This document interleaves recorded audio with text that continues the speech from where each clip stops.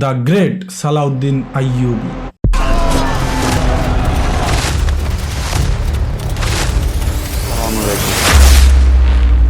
ওয়ালাইকুম আসসালাম।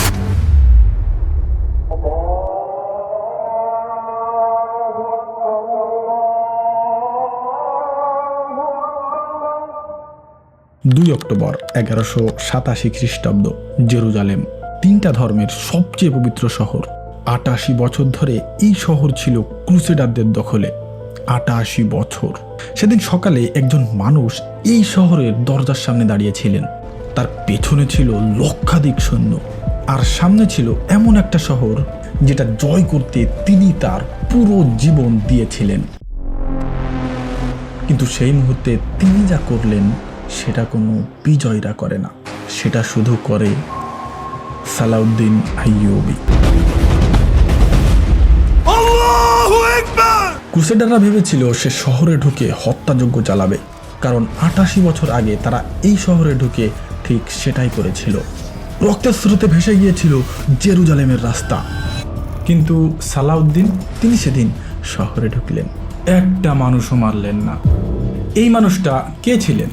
কিভাবে একজন কুর্দি ছেলে হয়ে উঠল মুসলিম বিশ্বের সবচেয়ে বড় নেতা? কিভাবে তিনি কোনো রকম রক্তপাত বা হত্যাযজ্ঞ ছাড়াই জয় করলেন সেই শহর, যেটা জয় করতে অন্যরা বারবার ব্যর্থ হয়েছিল? আজ আমি তোমাকে বলবো সেই পুরো গল্প, দ্য গ্রেট সালাউদ্দিন আইয়ুবীর গল্প। 1138 সালের এক রাতে তিরকিত শহরে জন্ম নিল একটি ছেলে। বাবার নাম নাজমউদ্দিন আইয়ুব, পেশায় সামরিক কর্মকর্তা। সেই রাতেই পরিবারটাকে শহর ছাড়তে হলো। কিন্তু কেন? রাজনৈতিক কারণ। সেই যুগে মধ্যপ্রাচ্যে টিকে থাকতে হলে প্রতিদিন হিসাব করে চলতে হতো। আর ইতিহাস মাঝে মধ্যে এমন কাজ করে যে রাতে একটা পরিবার শহর ছাড়ে, সেই রাতেই জন্ম নেয় এমন একজন যার নাম একদিন পুরো পৃথিবী জানবে।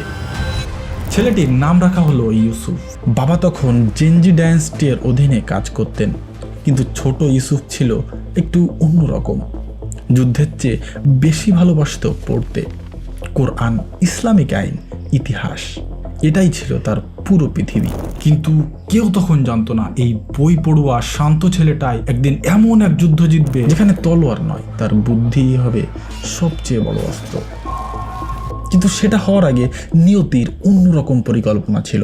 1164 সাল চাচা শিরকুহ তাকে ডাকলেন, মিশর অভিযানে যেতে হবে। সালাউদ্দিন চাননি, কিন্তু গেলেন। আর সেই যাওয়াটাই বদলে দিল ইতিহাস। তখন যেটা ঘটলো এটাই সালাউদ্দিনকে বাকি সবার থেকে আলাদা করে দিল, কারণ তিনি একটা খেলা খেললেন যেটার নাম রাজনীতি। সেই সময় মিশরে ছিল ফাতেমীয় খিলাফত, দুর্বল, বিভক্ত, ভেতরে ভেতরে ভেঙে পড়েছে। আর বাইরে থেকে সব সময় ক্রুসেডারদের হুমকি। শিরকুহ এলেন মিশর রক্ষা করতে, সালাউদ্দিন এলেন তার সাথে। মাত্র কয়েক বছরের মধ্যে শিরকুহ হলেন মিশরের ভাইজার বা উজির। কিন্তু 2 মাস পরেই তিনি মারা গেলেন। আর তার মৃত্যুতে যে শূন্যস্থান তৈরি হলো সেটা পূরণ করলেন সালাউদ্দিন আইয়ুবী। বয়স তখন মাত্র 31।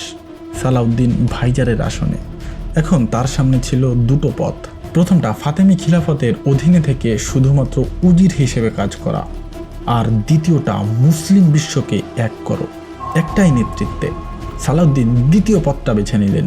1171 সালে ফাতেমি খিলাফত বিলুপ্ত করলেন আর মিশরে প্রতিষ্ঠা করলেন আইয়ুবী সালতানাত। তারপর সিরিয়া, তারপর মেসোপটেমিয়া, একে একে মুসলিম ভূখণ্ডগুলো একত্রিত হতে লাগলো একজন মানুষের নেতৃত্বে। কিন্তু এখানে একটা কথা বলা দরকার, সালাউদ্দিন তিনি শুধু বিজয় ছিলেন না, যে জায়গাগুলো তিনি জয় করলেন সেখানে তিনি কোনো অত্যাচার করেননি। ন্যায় বিচার দিলেন, আলেমদেরকে সম্মান দিলেন, আর গরিবদেরকে সাহায্য করলেন। মানুষ তাকে ভয়ে মানেনি, মানুষ তাকে ভালোবেসে মেনেছিল। আর এই ভালোবাসাটাই একদিন কাজে লাগবে। কিন্তু এই বিশ্বাস অর্জন করার আগে তাকে একটা জিনিস বুঝতে হয়েছিল, এই উম্মার সবচেয়ে গভীর ক্ষতটা কি। 1099 সাল, ফার্স্ট ক্রুসেড। ইউরোপ থেকে হাজার হাজার সৈন্য এসেছিল পবিত্র ভূমি উদ্ধার করতে। তারা জেরুজালেম জয় করলো এবং শহরের প্রতিটা মানুষকে হত্যা করলো। মুসলিম, খ্রিস্টান, ইহুদি কাউকেই রেহাই দেওয়া হয়নি। এরপর 88 বছর জেরুজালেম ক্রুসেডারদের দখলে। মসজিদে আল আকসায় ঘোড়া বাঁধা হচ্ছে। পবিত্র স্থানগুলো পরিণত হয়েছে তাদের ওয়্যার হাউজে। মুসলিমরা এই শহরে ঢুকতেই পারছে না। এই ক্ষতটা ছিল পুরো মুসলিম বিশ্বের বুকে। আর সালাউদ্দিন জানতেন এই ক্ষতটা সারাতে হবে। 1187 সাল সালাউদ্দিন সিদ্ধান্ত নিলেন, এবার 4 জুলাই 1187, স্থান হাতেন, গ্যালিলি অঞ্চল। একদিকে সালাউদ্দিনের বাহিনী, অন্যদিকে ক্রুসেডারদের পুরো শক্তি। এটা শুধু একটা যুদ্ধ ছিল না, যেটা জেরুজালেমের ভবিষ্যৎ ঠিক করে দিবে। কিন্তু এই যুদ্ধ হওয়ার আগেই সালাউদ্দিন জিতে গিয়েছিলেন। কিন্তু কিভাবে? সালাউদ্দিন ক্রুসেডারদের এমন জায়গায় টেনে এনেছিলেন যেখানে পানির কোনো উৎস নেই। জুলাই মাস, মধ্যপ্রাচ্যের রোদ, ঘোড়ার পিঠে ভারী বর্ম পরা হাজার হাজার সৈন্য। পানি নেই, খাবার নেই, ছায়া নেই। সালাউদ্দিন আইয়ুবী তার শেষ কাজটাও করে দিলেন। সালাউদ্দিন আইয়ুবী সেদিন পানির রাস্তাটাও কেটে দিলেন। পরদিন সকালে ক্রুসেডারদের বাহিনী পিপাসায় কাতর, ঘোড়াগুলো দুর্বল, সৈন্যরা ক্লান্ত। আর তখন সালাউদ্দিন একটা আগুন লাগিয়ে দিলেন। ধোঁয়া, তাপ, পিপাসা। আর তখনই সালাউদ্দিন আইয়ুবীর বাহিনী আক্রমণ করল।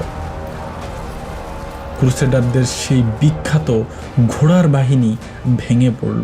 ক্রুসেডারদের রাজা গাই অফ দ্য লুজিনান বন্দী হলেন শত শত নাইট।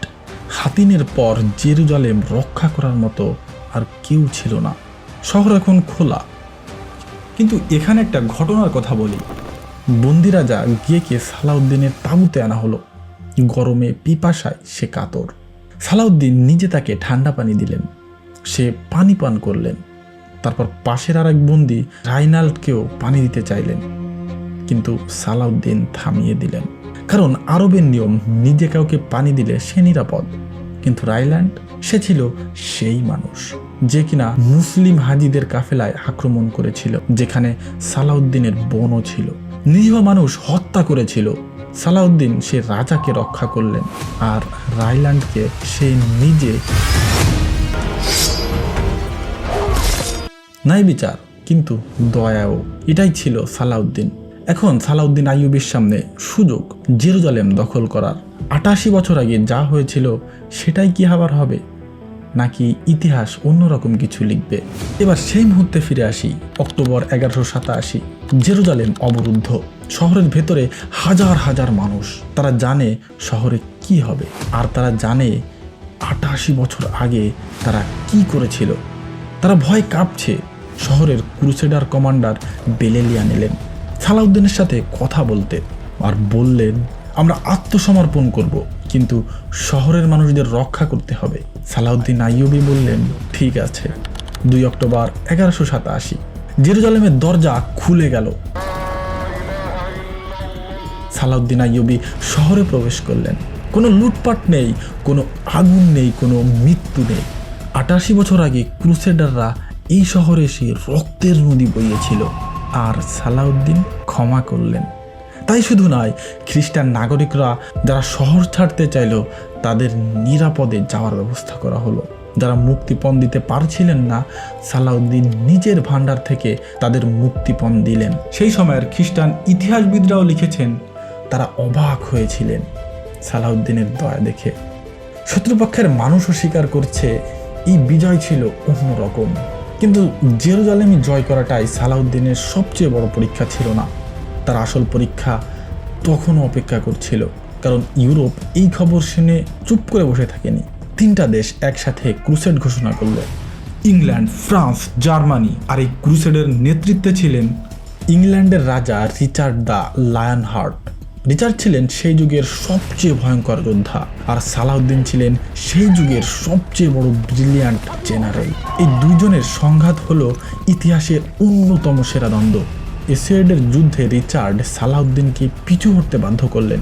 কিন্তু একটা দিনের কথা বলি, যুদ্ধের মাঝে রিচার্ড অসুস্থ হয়ে পড়লেন, তীব্র জ্বর। সালাউদ্দিন খবর পেলেন আর তার শত্রুর কাছে পাঠালেন তাজা ফল, বরফ, ঔষধ। শত্রু কিন্তু সম্মান। রিচার্ড নিজেও বলেছিলেন সালাউদ্দিন মহান, একজন রাজার সমস্ত গুণ তার মধ্যে আছে। অ্যাট লাস্ট দুইজনেই বুঝলেন যে এই যুদ্ধে কেউ পুরোপুরি জিতবে না। 1192 সালে ট্রিটি অফ দ্য জাফা স্বাক্ষরিত হলো।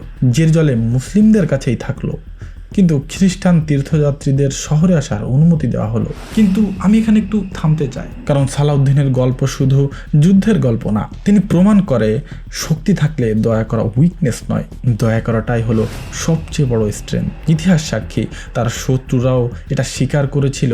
ক্রুসেডার ইতিহাসবিদরা নিজেরাই লিখে গেছেন সালাউদ্দিন ছিলেন তাদের দেখা সবচেয়ে বড় ন্যায়পরায়ণ মানুষদের একজন। আজকের পৃথিবীতে যখন শক্তিশালীরা দুর্বলদের উপর অত্যাচার করে, সালাউদ্দিন আইয়ুবের জীবন বলে তুমি ভুল। সাবস্ক্রাইব।